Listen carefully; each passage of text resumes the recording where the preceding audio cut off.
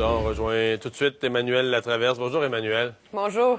On sent quand même, je sais pas, il me semble que j'ai pas vu souvent le gouvernement de M. Trudeau, même le Parti libéral du Canada, se chercher autant des versions divergentes. Juste sur la présence de Mme Wilson-Raybould comme simple députée au caucus, là, c'est comme si les ministres eux-mêmes savent pas quoi faire avec ça, savent pas quoi répondre.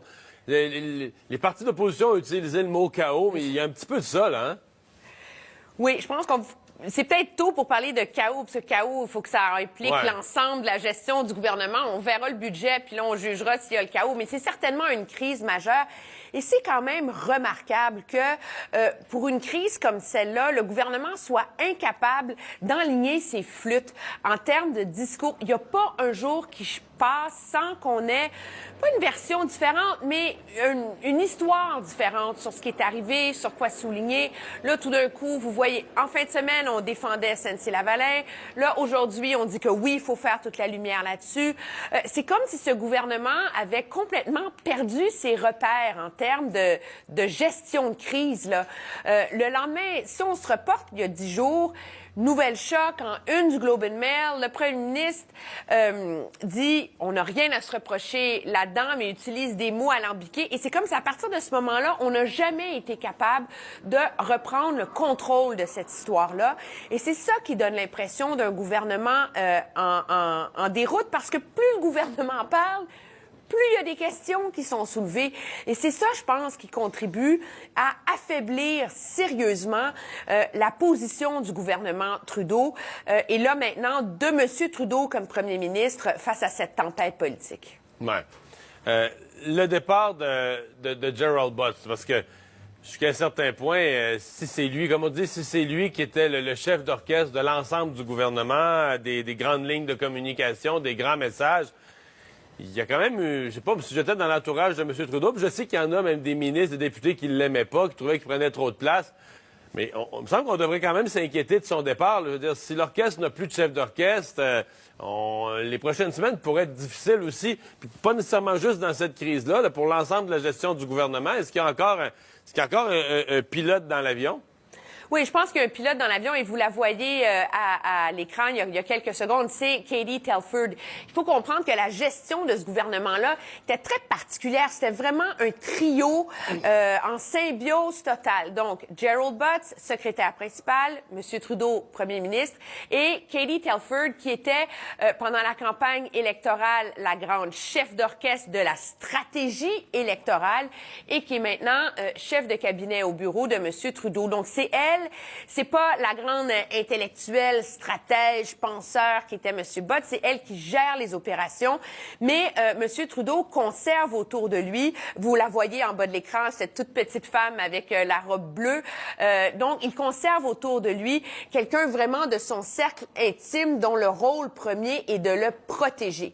Ceci étant dit, c'est sûr que le départ de M. Butts cause un immense vide parce que c'est toute la dynamique, la symbiose là, de ce bureau du premier ministre qui est ébranlé tout d'un coup.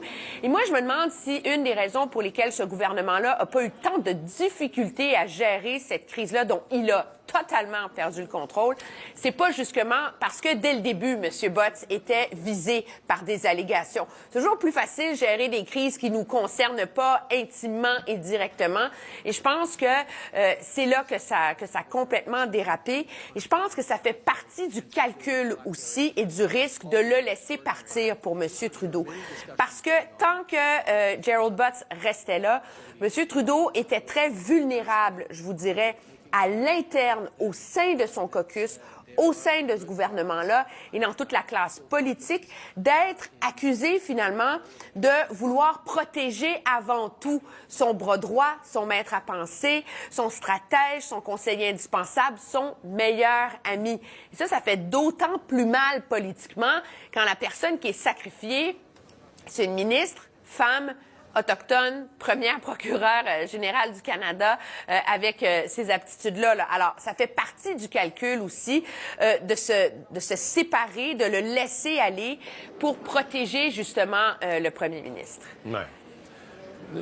J'entends ça, là, puis j'en ai déjà vécu des dynamiques de caucus, mais d'expérience, c'est que là, le caucus chialait contre Gérald Botts en disant il emmène trop large, c'est lui qui nous bardasse, c'est lui qui décide tout, nous, on n'est pas assez consultés, ça se décide au bureau du premier ministre. Mais dans 3 semaines, là, mettons que le gouvernement manque cruellement de la présence de Gerald Butts, que les messages de communication sont plus mêlés. Les mêmes députés derrière-ban, ils vont chialer.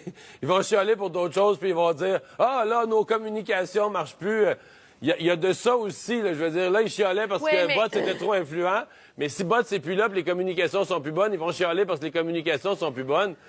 Non, mais c'est comme on dit en anglais, damned if you do, damned if you don't. Là, je suis absolument d'accord avec toi, mais en même temps, le gouvernement est dans une position en ce moment où c'est très difficile de se défendre dans cette histoire-là. Ramenons à ce qu'on est là. L'allégation, c'est qu'il y a eu de la pression sur la procureure générale du Canada dans le dossier de SNC-Lavalin.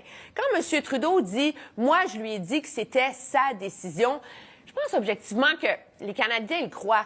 Mais le problème, c'est que la bout de pensée qui vient après, c'est de dire « Ben oui, mais c'est sûr que toi, tu as dit ça. Le problème, c'est est-ce que Jerry a pris le téléphone pour lui donner des ordres, pour lui faire de la pression? » Alors, il faut que M. Bott soit capable, pour que le gouvernement se sorte de ce scandale-là, il faut qu'il soit capable, à un moment donné, de se défendre.